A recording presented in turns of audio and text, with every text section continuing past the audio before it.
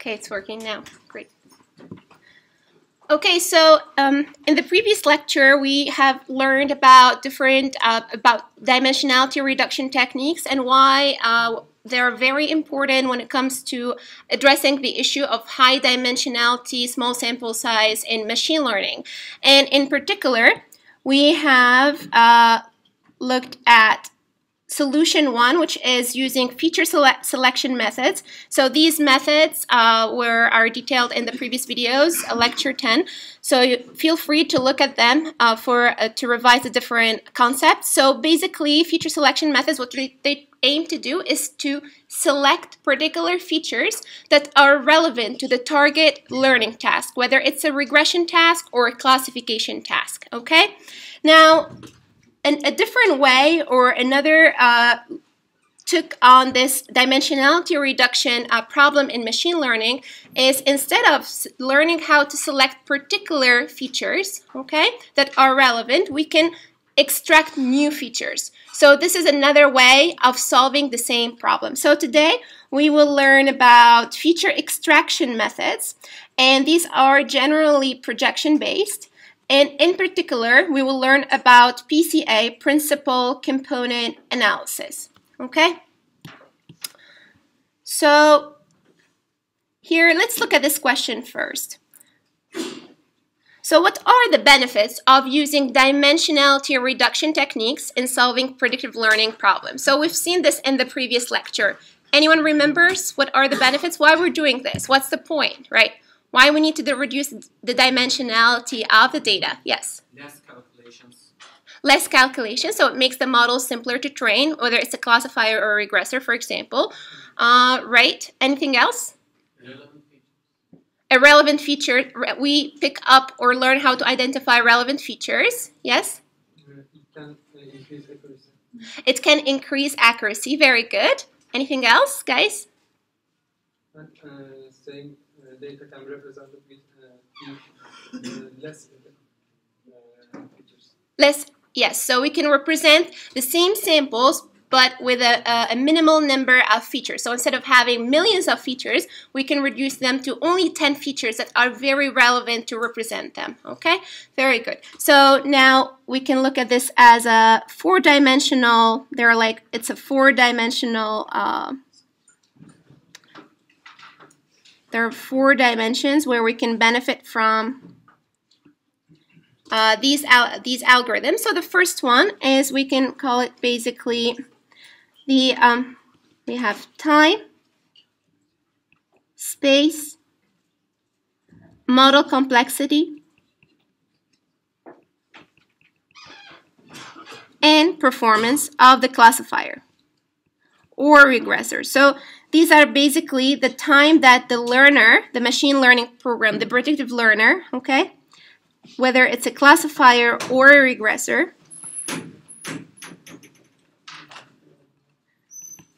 so here for the time dimension, when we use less feature, if we train the classifier, if we train the model, we're going to use basically less time. So it's more generally, it makes the training more computationally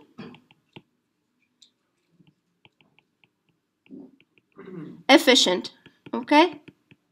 Now the second dimension is space. Imagine if you have your training data and you have like millions of features. Your D is like, you know, for example, very, very large, right?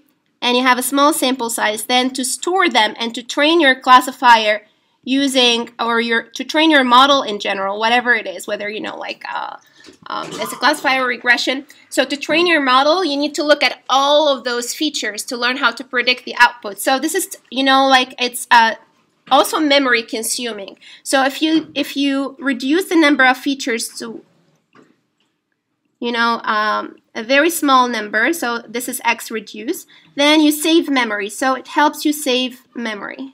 Okay? Now, the third dimension is generally if you're training your model and your model is looking at all of those features, comparing them, trying to find those that will enable you to predict the target output Y. So you need to do basically a lot of calculus generally. So generally, these models, when they are trained on a high dimensional data, the learned model, the parameters of the model. So if we have SVM, we have the W and the B, right, for the hyperplane. They generally tend to be complex, or even if it's like if you're using kernel methods, these models tend to be a bit complex, okay? So when you use a smaller number of features, you generally create simpler models. Okay, so this is, for example, something simple, and this is something complex.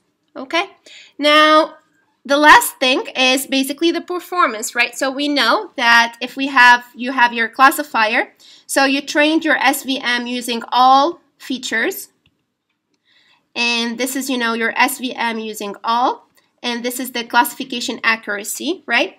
And then you trained your SVM using only relevant few features, okay, a few features. Then here you would expect the performance to increase, okay? So this will induce an increase in performance generally, but sometimes you might be surprised. So, right. So today, this is, just for generally dimensionality reductions, including feature selection and feature extraction. So today we will look at particularly the dimensionality reduction technique using projection-based strategy. So what does that mean? So here, let's look at this case. What do we have? So we have a data.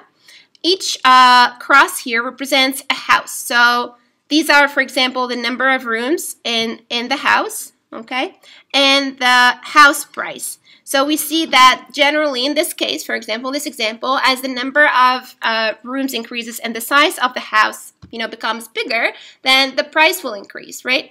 So here, each point has basically two features. The features are number of rooms and house price. So each point in our data, this is our sample, right?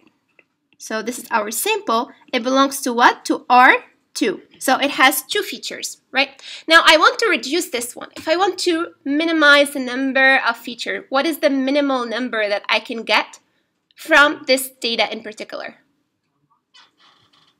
1. Very good. Because, we have 2, so we can reduce it down to 1. Great. So the idea is that we want to find an axis, like a particular axis or a particular direction, on which if we were to project all these samples, we are able to create new features. So this is exactly what we're doing here. So here, let's say I'm projecting all these points along this new axis, one-dimensional axis, okay, or direction. And the coordinates of these points are the new features. So here, for example, I don't know if it's like this is a 0, maybe this is -2, -3, 1, 2, 3, 4, maybe this is 4, okay? So these features, these are the new features that I have extracted from this data. Now, the thing is, how can we find such axes? Why we're projecting? So the intuition is that if we want to reduce the number of features, if we want to go from a d-dimensional space with 100 features and project them onto 2 dimensions or only one, get only one feature, right? So these features should be very meaningful and very relevant. How do we know that they are relevant? Like these features that we extracted, the new features. So the intuition is that basically, the data generally is very spread out, right? So when we project the data, we want to preserve its maximum variance. So I will explain. I'll give you, I'll draw 2 cases here. For example, let's look at this example here. So we have, this is our data.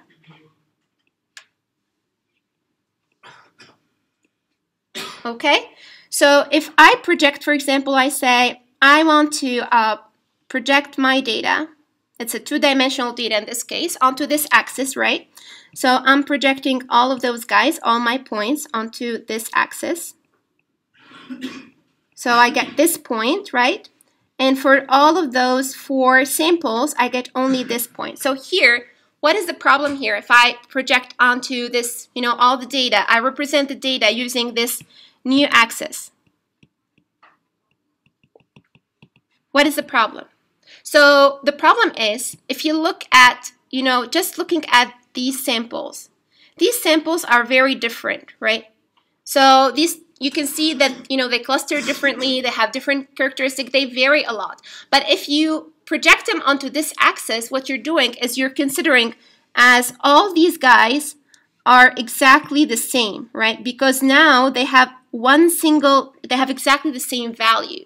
So if this was your projection axis and it's at 0, so all of those guys that here, for example, this had in the original space a coordinate of 1, 2, this is maybe 1, 3, and this is 1, 4, right? All of them will be reduced to the same feature. And this is problematic. If you want to classify, maybe these are, these belong to different sample, to a different group, right? So the projection in this case loses a lot of information. Why is that? Because when we project along this axis, you can see that the variance of the data is captured within this bandwidth, only this bandwidth, okay?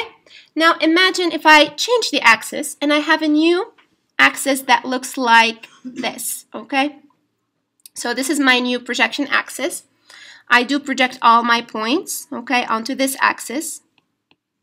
So first, what you see that we, by like projecting the points onto the green axis, they're all distinctive. So there is no overlap between projected points. This is number 1.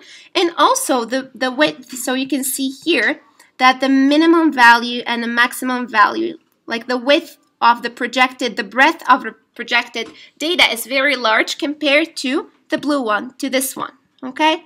So this is why generally when we want to extract features, we want to maximize the variance or the spread or the scatteredness of the projected data. That's the intuition, to get relevant new features, okay?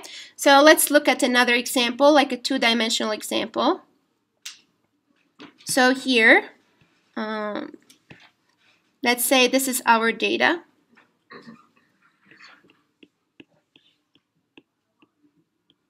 Okay, so what we want to find for this two-dimensional data, we can find a first axis along which we maximize the variance of the data, which means when we project all of those guys onto this axis, we have a maximum variance. We cover all of the spectrum. And also, generally, this is one direction. We can also try to find another direction which also preserves, maximizes the variance of the data. But it's not, the one that retains the most information about the data. But less information, but still very good direction, okay? So generally, this direction tends to be perpendicular. So we will understand later on why. Perpendicular to this one. So let's say this is the second direction. And if I project all the data, I can I will see that it's breadth along the y-axis. So if we call this is the y-axis, direction 2. This is direction 1.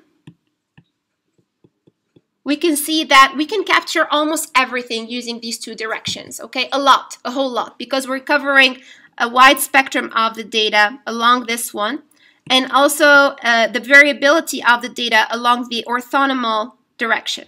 Okay, so this is the basic idea of dimensionality reduction using projections. We want to find the axis that basically, here is what we want to find. We want to extract new representative features. Remember, these are new features. These are not exactly, this is not here, the feature here is not the number of rooms or the house price. It's just a new feature that we extracted. We don't know what it is, but it's related to these two original features. So the goal is to extract new features of the data. And to do that, we need to find directions or lines that carry most information about the data. So the data means it's very spread out or varies a lot along these lines. So how are we going to do that? So this is the key question: how to find the projection lines.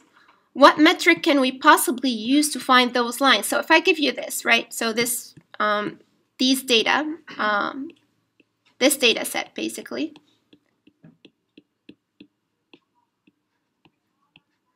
How can we find this line? So maybe if you select a line like this, oops, So if your line locates right here, so the maximum variance will be like of width W, for example. This is just a scalar, right? And if we do it another way, for example, let's say this way. So then you see it varies, right? You don't know which one is the best. So our goal in this lecture is to learn how to identify the best projection axis.